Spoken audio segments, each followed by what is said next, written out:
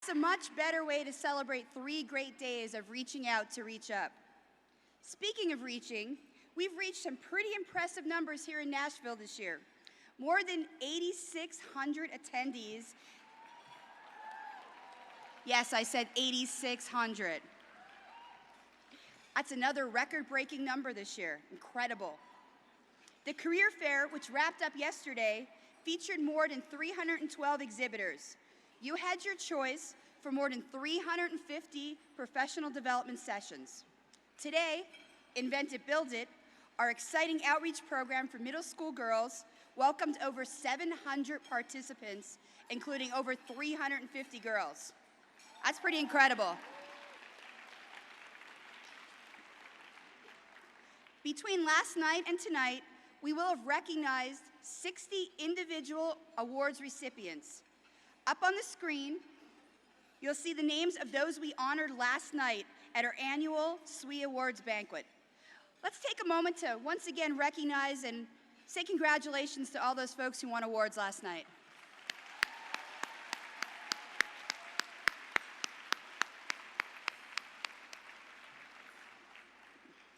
You can learn more about all the aspiring men and women we honored last night and those we'll honor this evening in the WE15 conference issue of SWE magazine. Celebrate SWE would not be possible without the support of our evening sponsors, Emerson, Halliburton, and IBM.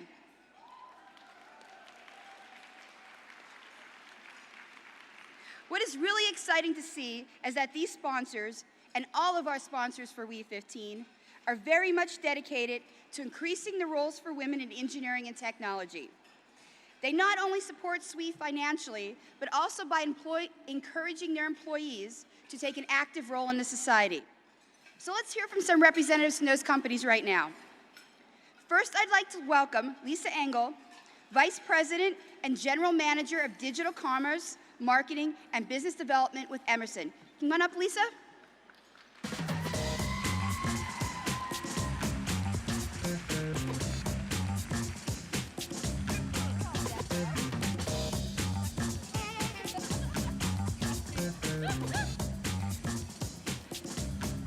Good evening.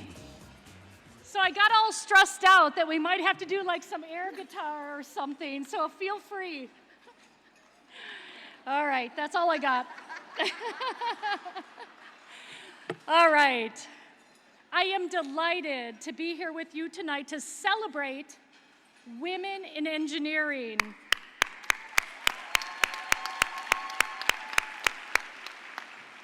And in particular, the award winners and the honorees among us. One more clap, come on, woo!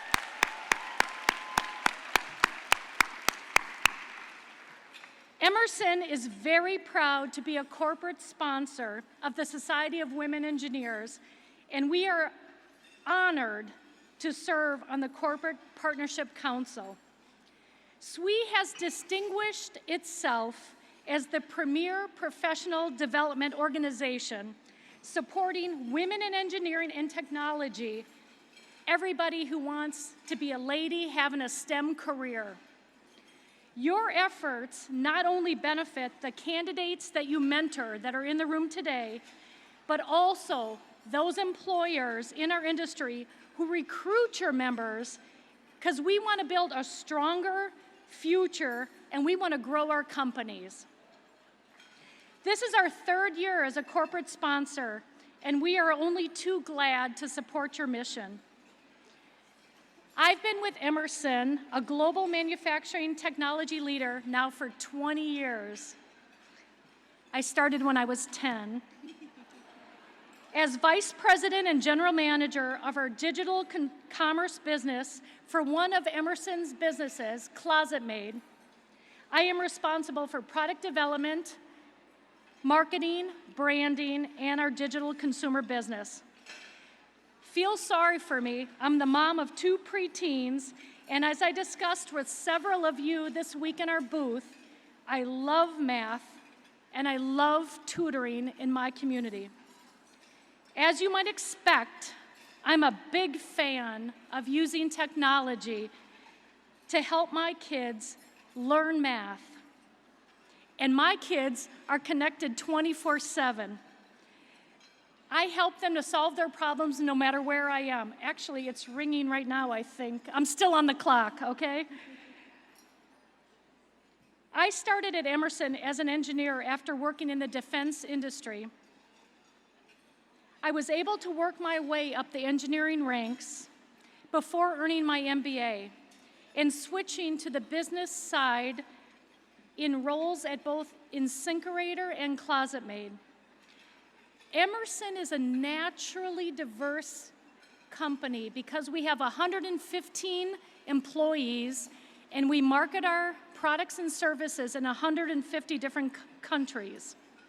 However, we work very hard to create a global workplace that supports and promotes diversity, encourages inclusion, and demands respect for each individual.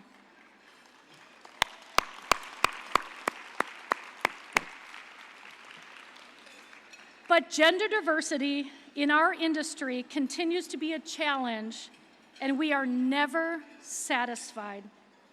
More than 9,000 of our employees are engineers, but about only 550 of those are women. We may be small in number, but we are mighty.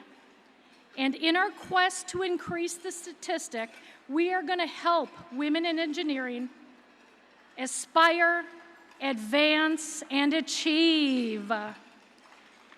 Let's give a small clap to the women in engineering from Emerson who are with me tonight that are going to help us succeed to this end.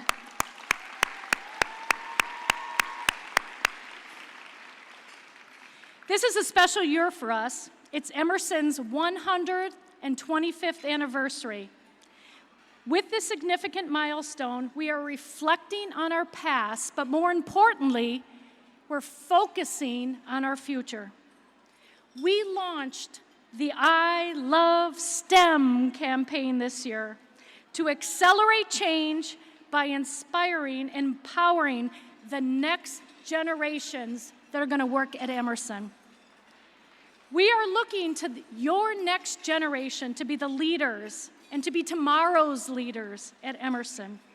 Our engineering and leadership program selects the most talented applicants we can find who have just graduated from engineering school. We will provide them with a very unique 2-year full-time role with full assignments here in the United States and abroad.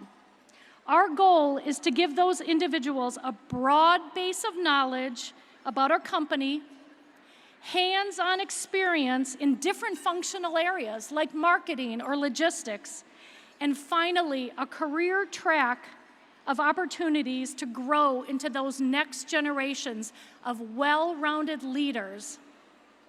I hope there's a few of you in this room right now. Raise your hands. At Emerson, we believe reaching out to reach up and to bring together bright, enthusiastic, and talented people from various backgrounds not only promotes the birth of new ideas, but it also drives our passion to reach out, to reach up, and to make a positive impact on the success for our customers and the STEM-related careers. I have found in my own career that I can actually pinpoint the individuals that made me who I am today. Think about it. Think about the people who actually made an impact on who you are today.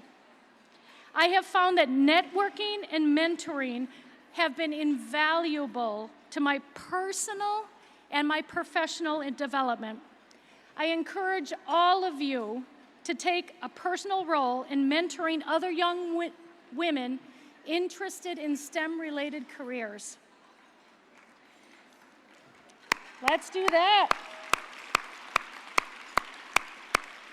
And here's what I know. None of us are perfect. None of us know the magic potion, and none of us have the golden nugget.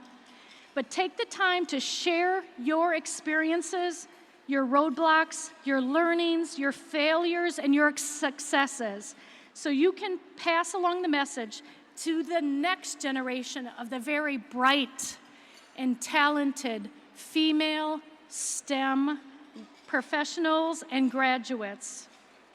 So on behalf of Emerson tonight, I congratulate all of you, the award winners, the honorees, and all of you students and professionals.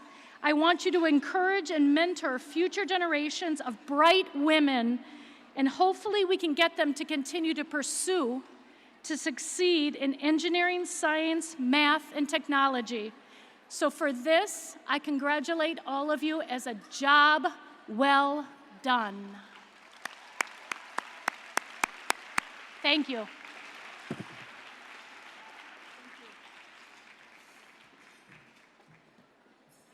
Thank you, Lisa. I would now like to welcome to the stage from Halliburton, Cindy Bigner-Patman, Senior Director, Corporate Affairs, Diversity and Inclusion.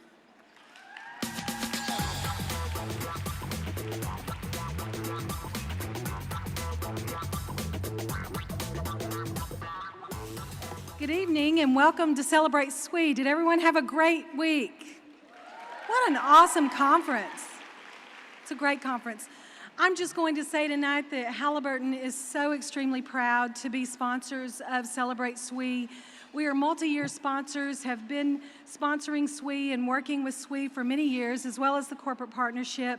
We're happy to have been recognized by them. We're happy to be sponsors of this wonderful event. SWE as an organization is something that's very valuable to Halliburton as we continue and strive to recruit the best of the best. Women engineers are, as you heard just a few minutes ago, are definitely something that we need more of, and so we appreciate everything you do. I'd like to say thank you. Thank you for everything you do for our industry. Thank you to my team sitting at this table here for everything that they do for our oil and gas industry, but thank all of you for everything you do in the industry today. Halliburton's proud, we're happy to be here, and we wish you a safe trip home. Thank you.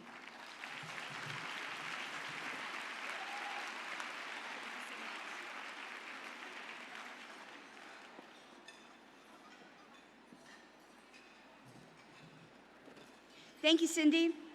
Our third and final sponsor representative for the evening is Romelia Flores, Distinguished Engineer and Master Inventor with IBM.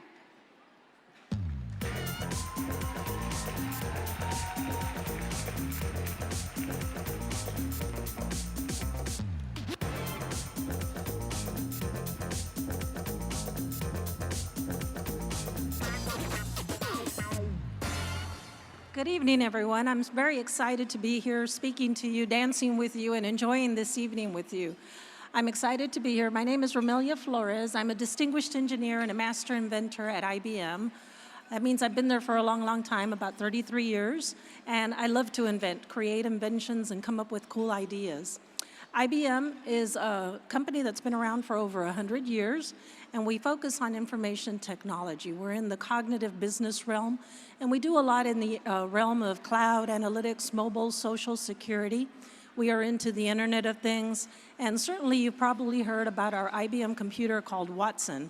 It plays the game of Jeopardy, but more importantly, it's giving back to society. It's helping to change the world, trying to look for a cure for cancer. So IBM has been a strong proponent, supporter of the Society of Women Engineers, and it all starts with the foundation we have, our CEO and chairman, Jenny Rometty. She is a role model for women all around the world, and we're very proud of her. And certainly she instills in all of us different programs that we execute on within the IBM Corporation.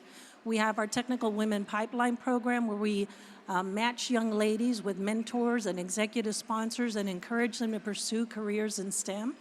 We also have Women in Technology and pod memberships all around the world with young ladies getting together to have fun, do fashion events, career discussions, all kinds of wonderful things. We also focus on young people. We do coding events such as Blue Mix Garages, and we do Dojo Coders. And so we do a lot of fun things with young people to get them excited about technology. And certainly we run a lot of young ladies camps for our middle school girls to try and encourage them to stay in STEM. These are called the Girls Inspired Greatly About the World of Technology and Excite camps. Over the years, I've been lucky to be able to participate at IBM with all these young ladies. Some of the favorite memories I'll have of this year are being able to visit the Society of Women Engineers at Baylor University and having them come to IBM to come see what we do around computer science and solving customers' challenges. Another fond memory I have is participating with the Girls Inspired Greatly About the World of Technology, and I was given a challenge to say, don't just talk to them about being an inventor, get them to invent. And so these wonderful 13-year-old girls, there were about 50 of them, came up with some of the coolest inventions. I really enjoyed all of that. So hopefully today you're seeing the future. The future is you. It's all the young ladies that are sitting out in the audience today aspiring to become brilliant engineers, and I wish you the very, very best. I certainly want to convey that we need to continue to reach out, reach up, and dance around tonight. Thank you.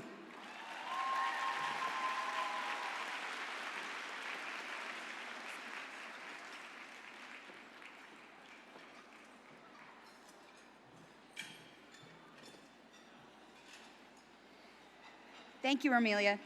Let's give one more round of applause to Emerson, Halliburton, and IBM for their support here this evening.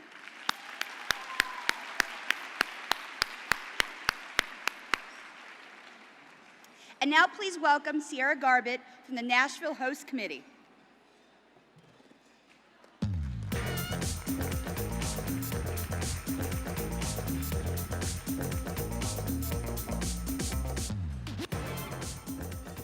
Good evening, SWE. All right, have you enjoyed your time here in Nashville? Excellent. So I'm probably a little biased, but I have to say I think Nashville is probably the warmest and friendliest town here in the South. Which is why I think this year's theme, Reach Out to Reach Up, it's perfect. It's a theme that encourages making new friends and providing a helping hand, which is the definition of Southern hospitality. I want to thank all the volunteers that have made this event such a huge success. Supporting me and the host committee are hundreds of dedicated individuals, and they've all contributed so much to making your visit to Music City, and to make sure visiting Music City will leave a song in your heart and memories for a lifetime. Can I have our WE15 volunteers please stand? Come on up.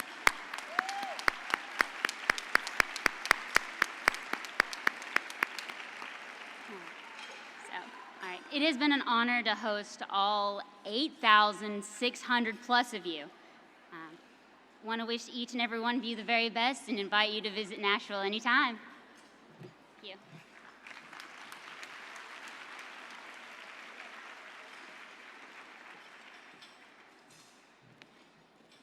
Thank you, Sierra. Well, it's a pleasure to bring up our keynote speaker this evening, Maria Fernanda Mejia. Maria Fernanda is president of Kellogg Latin America. She is a recognized global leader and was named one of the 50 most powerful women in Mexico and has been recognized by Fortune magazine as one of the top 50 Latin women executives. Maria has much to share on her experiences in working with diverse cultures, and we would like to kindly ask all of you to be very mindful of the volume of your table conversations as we welcome Maria and give her our undivided attention. We're very excited to welcome our keynote speaker this evening. Please give her a wonderful round of applause, Maria Fernanda Mejia.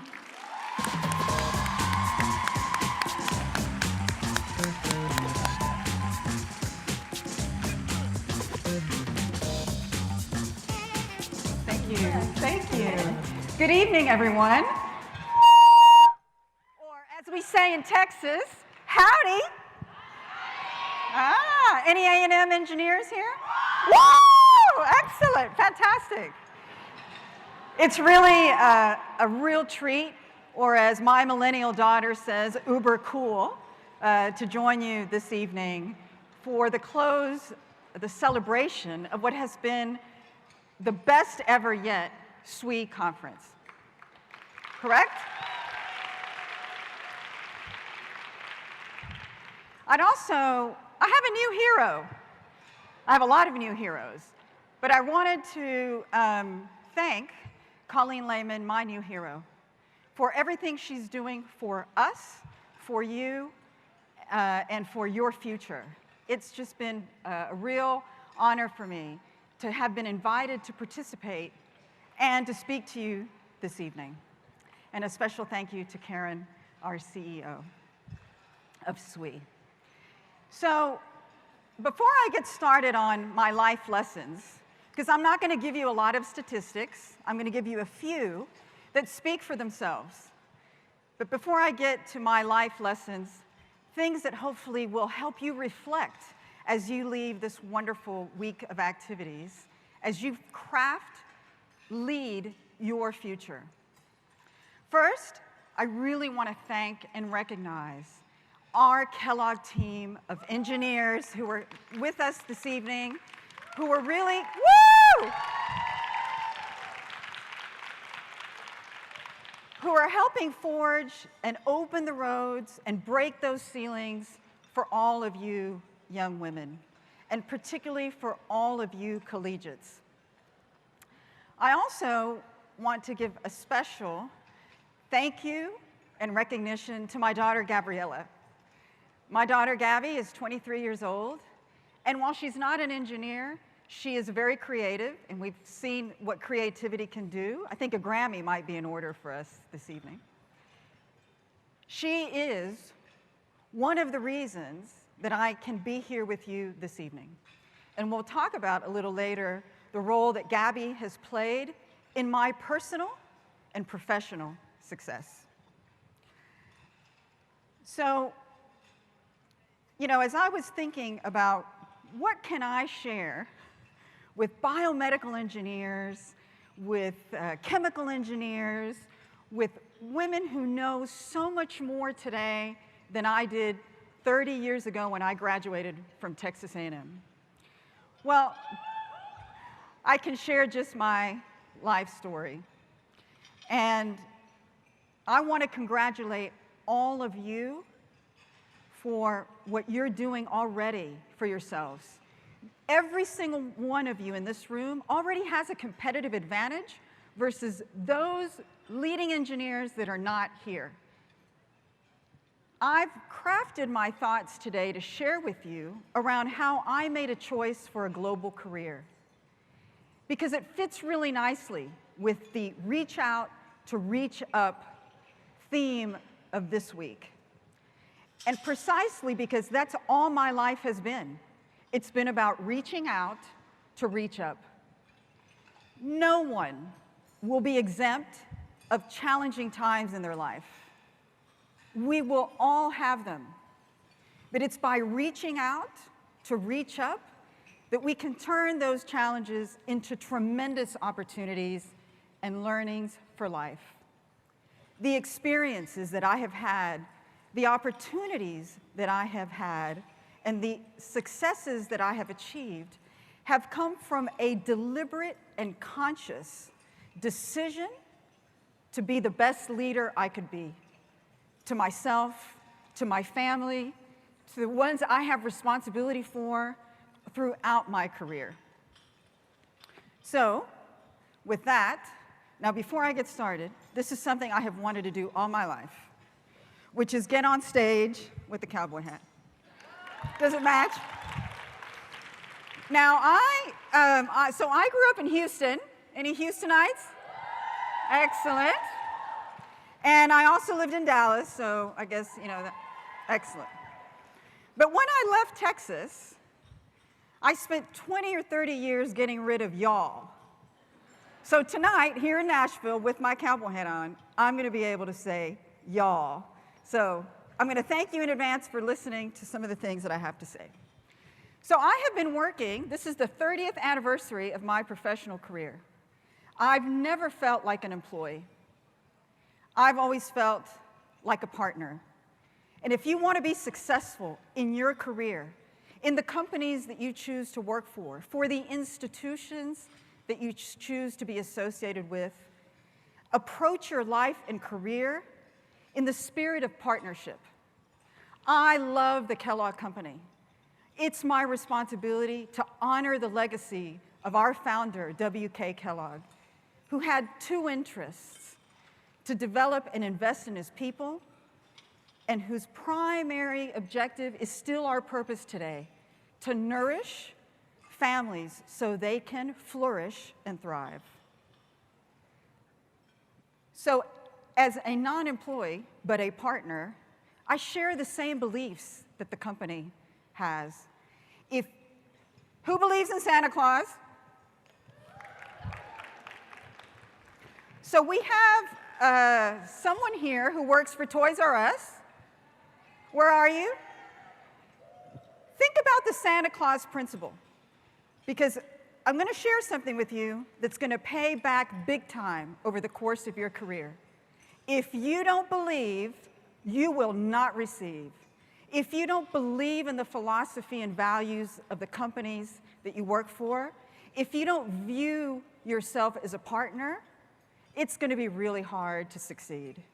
So why do I love being at Kellogg? And why do I think it's such a great partnership? Because we're committed to each other. We're focused on our priorities, which are our people and our business. And we leverage our strengths. We all have things to contribute. We're not all the same. It's a very diverse and inclusive culture. So lesson number one, you are not an employee. You are a partner. And that philosophy of life and work, I think, will help you go really far. So as a young child, my parents really grounded me and always oriented me to math and science. They felt that with strong math and science skills, I could, without question, achieve and create anything that I could imagine. And if I coupled that with a strong work ethic, with rectitude and integrity, with a passion and love for everyone and everything that I did, and then I did that through other people, I could just achieve and eat the world. And I think if you don't believe your parents are always right, they are. That's exactly, I think, what has happened in my life and in my career. Why is being an engineer important, or how has it helped me be a visionary, have tremendous clarity? Because as a leader in an organization, being a visionary and having absolute clarity of what you want to do, where you want to take your people and your organization, is really key, and it's part of logic. So, if I can share one thing, use those engineering, science, math, technical skills to be a visionary and to provide that clarity, because only you have those skills and assets to solve those problems. Think broadly and strategically. I've had the benefit of living all over the world, in Latin America, in Asia, in Europe, in North America. And that has opened my global perspective and mind and helped me, along with my math and science skills, to think strategically. Listen, I need strategy even to go to the bathroom. And people ask me all the time, Maria Fernanda, I don't know how to develop strategy. Yes, you do. Remember this. Developing strategy is 3 questions. Where am I? Where do I want to go? And what are the things we need to do to get there? Even if you're not a natural strategist, if you answer those 3 questions, you'll be able to lead your organizations to do great things. Communicate that with a lot of passion, and communicate, communicate, communicate. I have a philosophy as a leader that communication is never enough. Relentlessly pursue your plans, and then execute them with excellence and with values. It's not good to execute at any cost. Absolutely not. You can only do it living the values, your values, and the values of the companies you're associated with. And innovate and be a pioneer. We've talked about that. It's in our song. It's what you've been doing all week. Really, really critical to succeed. And I think all of you are well positioned, much better positioned than I was 30 years ago, to be the visionary leaders for you and for your organizations and for the teams that you will have responsibility of leading in the future. This is my mom. Her name is Martha. We just celebrated her 80th birthday. So like Mary, yeah, she's a cutie. So like Mary, our associate professor of academia, she taught me to dream big, to plan big, and I would get big. That if I planned small, I would get small. But if I dreamed and planned big, I would get big. And I think that that's something that you, all of y'all, have articulated, have demonstrated this week as you've been at SWE and as we were writing our song. It's really important that you continue to learn. Learn, learn, learn. Be external. Never say no to any training or development program. Never say no to any opportunity to read in your downtime, to keep intellectually updated, and learn and read beyond your area of specialty.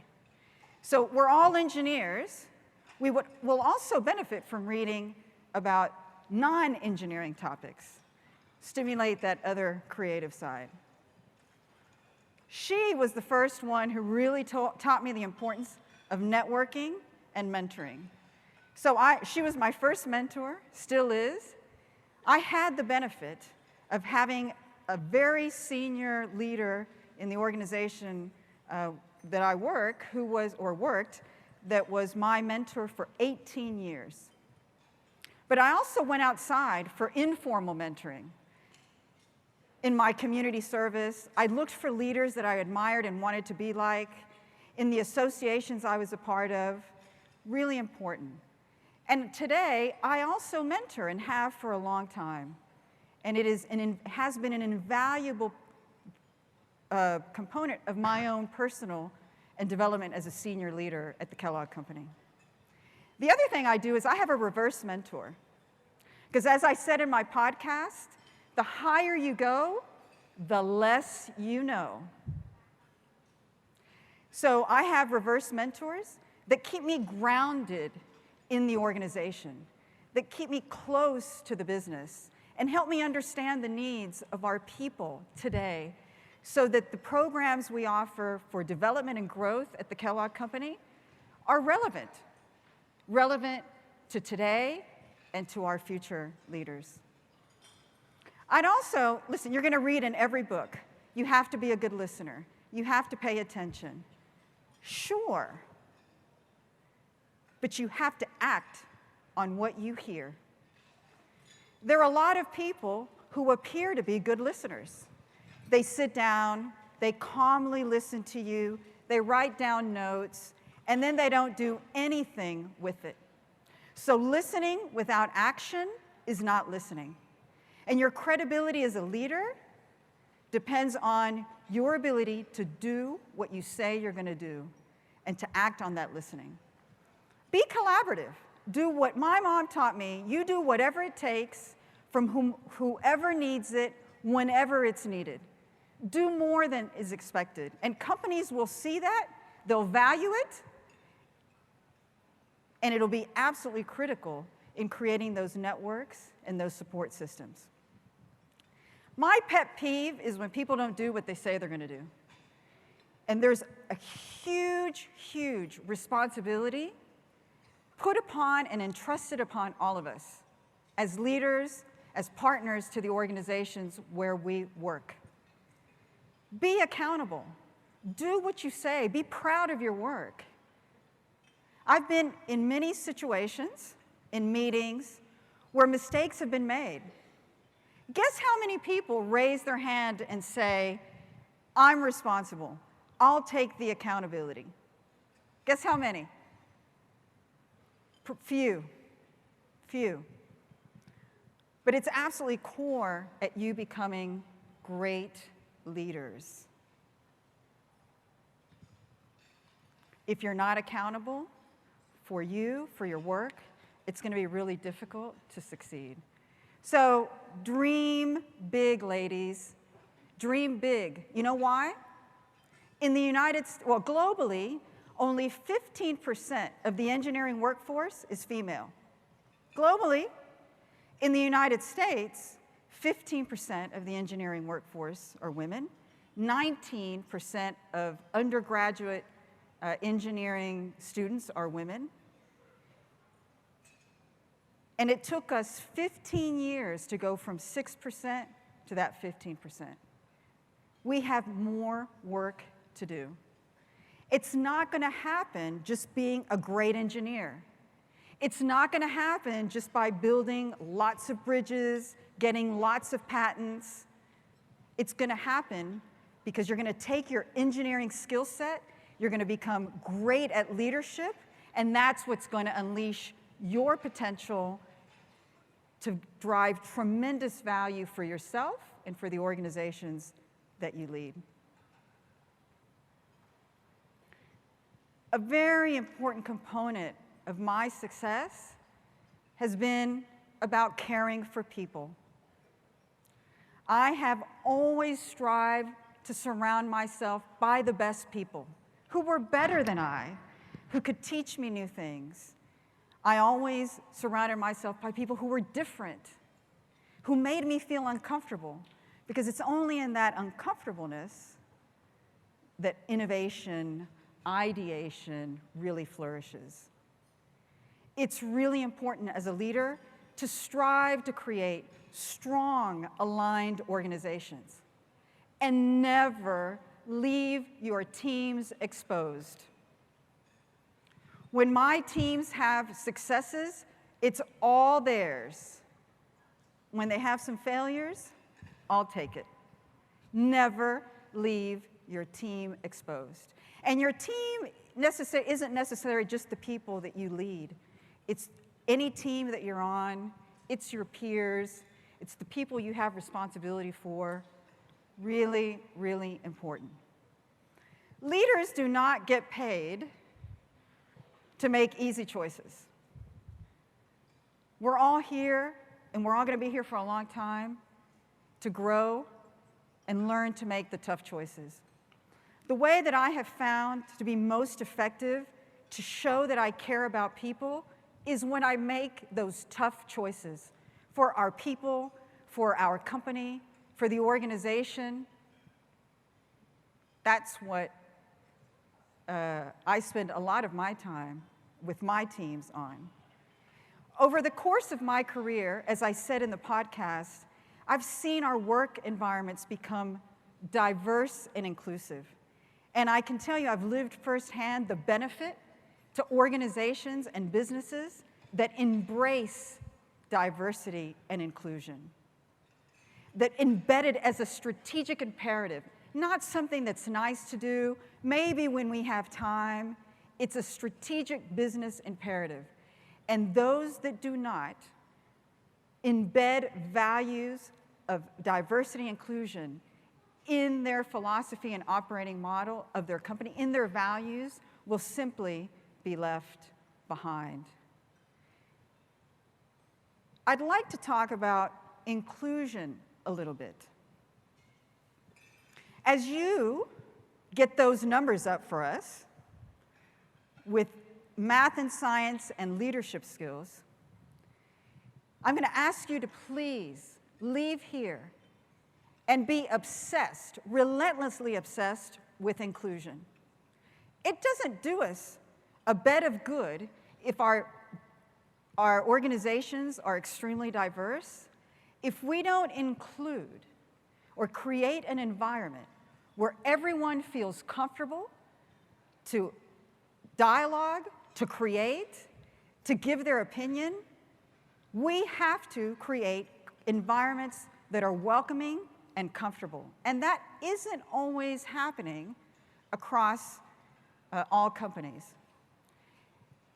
And as women engineers, you're going to find that as you create diversity and lead the war against exclusion, you will flourish and stand out in your organizations as true leaders.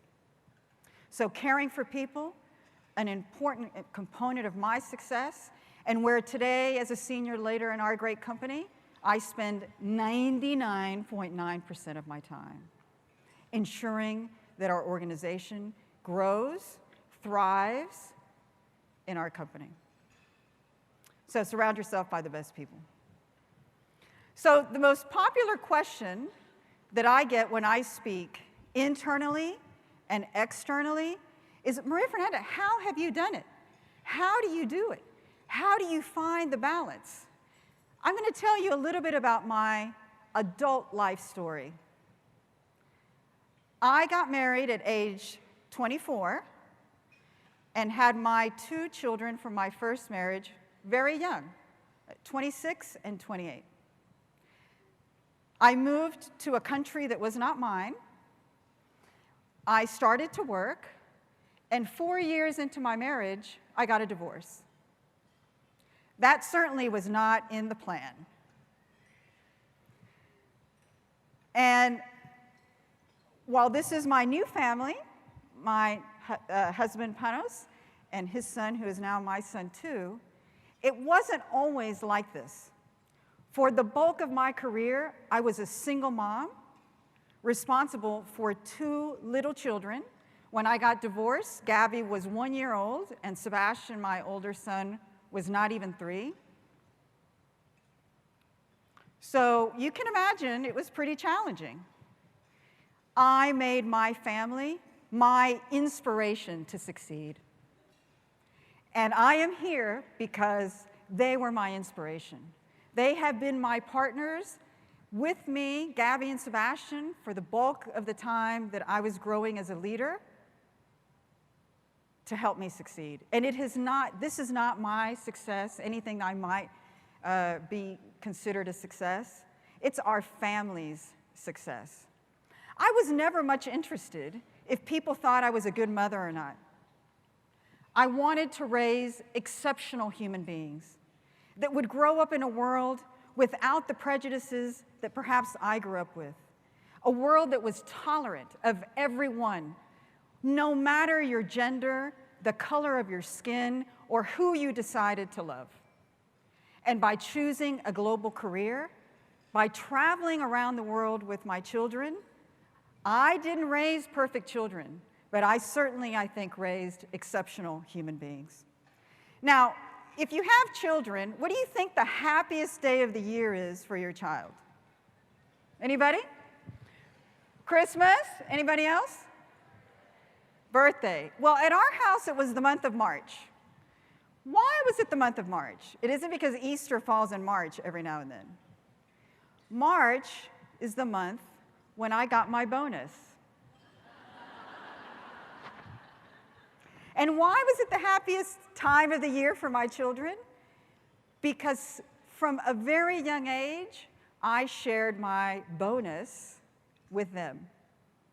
I would report back how I did at work, just like they reported back how they did at school.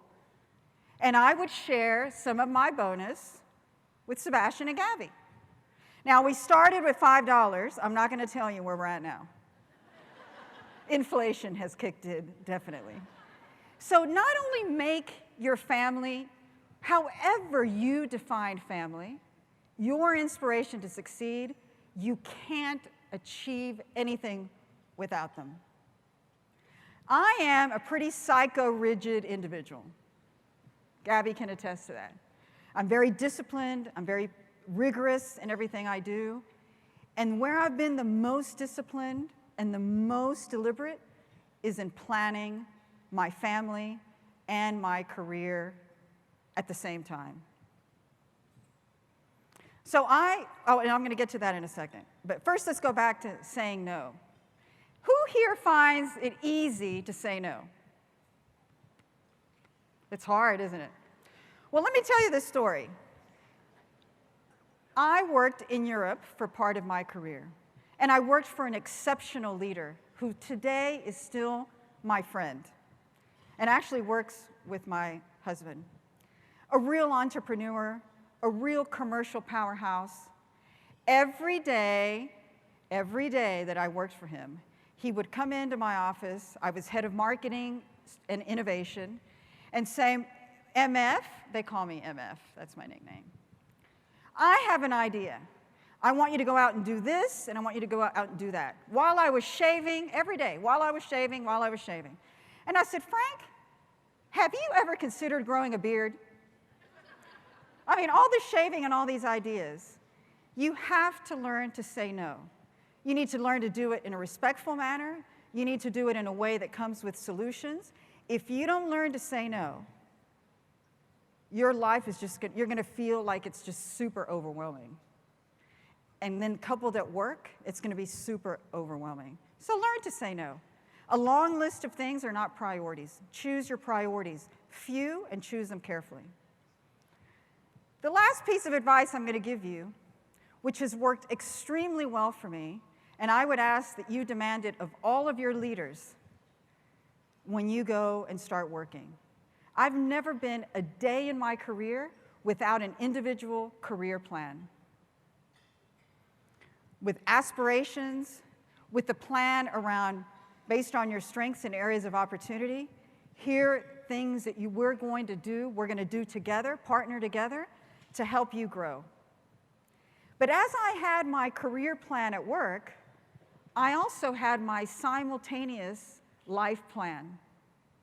As my life changed, as I took on new responsibilities at work, I had to adjust my life plan. When I got divorced and my children were really little, I chose to do nothing but spend my free time with them. Birthday parties, studying, Girl Scouts, all sorts of great things. And that's what I could do at that time. But as they grew, as my career grew, I adjusted my career plan. I had a little bit more time. Then they were off in high school, doing their IB and doing all kinds of fun stuff, and I had a lot of free time. Don't think that every phase of your career, that every phase of your life will remain as it is today. But if you just take one thing away, write that career plan, partner with your leaders in your organization, and at the same time, create your life plan. It's a living document. It's a living and very active document that you need to, hopefully, and it'll help you guide your life for success. So, as I think about leaving here today, as I think about the song that we wrote, many of the words that we wrote in the song have been reflected in some of the thoughts that I've shared with you today. Dream big, ladies. We need you. We need you to leave here and amplify what you've learned. Amplify the message. When I leave this world, I'm not going to take anything in my bank account, and I'm not going to take anything that I know. So for me, it's really important to share my life experiences, to give everything I know away to the next generation of leaders who are going to make our field, our world, even greater than those that have pioneered before you. So I would ask, be a leading engineer, be a leading scientist, be a leading mathematician. Don't just be technical, be a leading technical or leading engineer. So I wish you all the best. I wish you all the success in the world, and I congratulate you for being here this week and for creating your own competitive advantage. Thank you very much.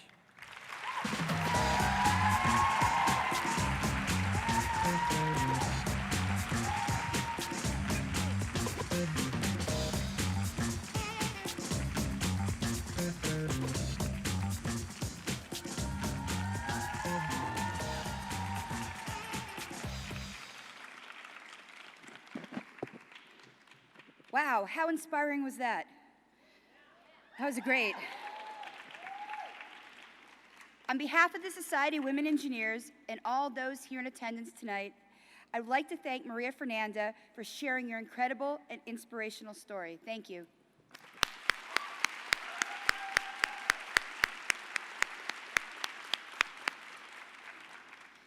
So now it's time to carry on an important and delightful tradition here at Celebrate SWE. We are going to give all of our collegiates graduating within this academic year a flower in recognition of achieving a very